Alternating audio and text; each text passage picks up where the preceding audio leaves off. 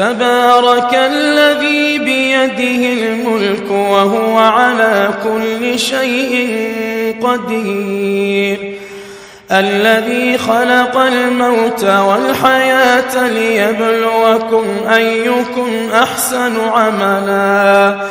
وهو العزيز الغفور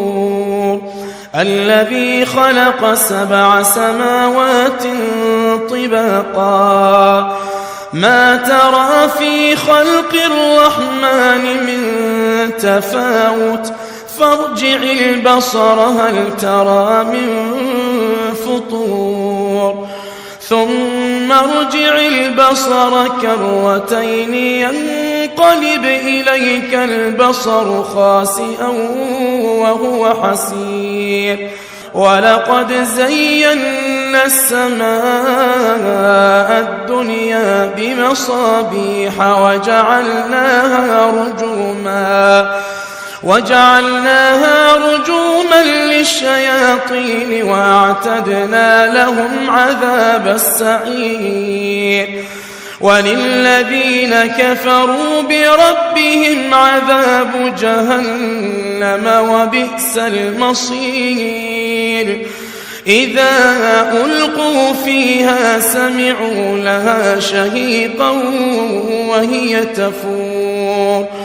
تكاد تميز من الغيظ كلما ألقي فيها فوج سألهم خزنتها ألم يأتكم نذير قالوا بلى قد جاءنا نذير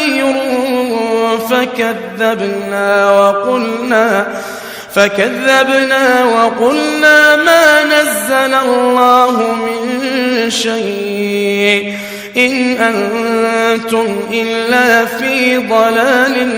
كبير وقالوا لو كنا نسمع أو نعقل ما كنا في أصحاب السعير فاعترفوا بذنبهم فسحقا لأصحاب السعير إن الذين يخشون ربهم بالغيب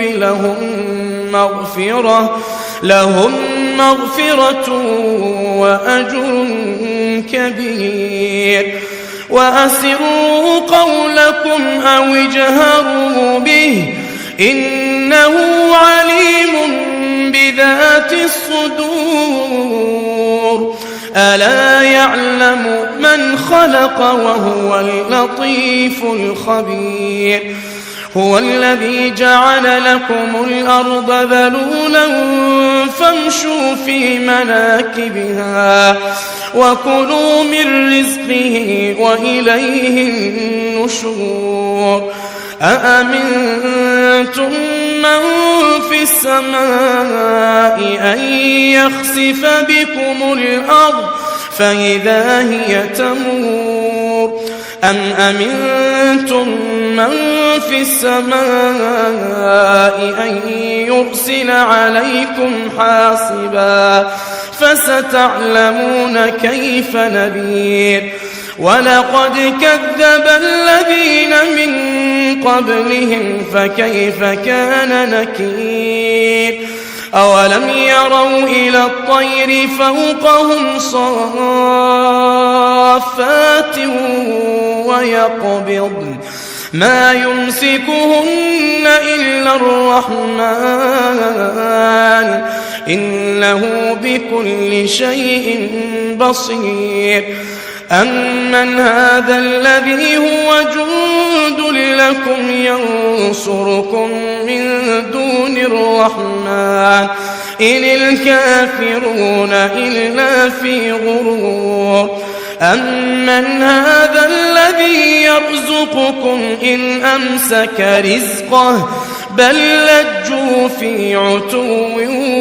ونفور أفمن يمشي مكبا على وجهه أهدى أمن يمشي سويا على صراط مستقيم قل هو الذي أنشأكم وجعل لكم السمع والأبصار والأفئدة قليلا ما تشكرون قل هو الذي ذرأكم في الأرض وإليه تحشرون ويقولون متى هذا الوعد إن كنتم صادقين قل إنما العلم عند الله وإنما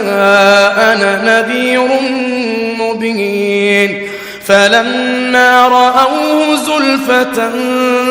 سيئت وجوه الذين كفروا وقيل هذا الذي كنتم به تدعون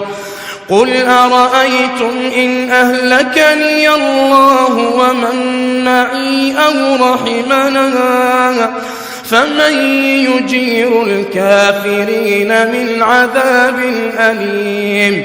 قل هو الرحمن آمنا به وعليه توكلنا فستعلمون من هو في ضلال مبين قل أرأيتم إن أصبح ماؤكم غورا فمن يأتيكم بماء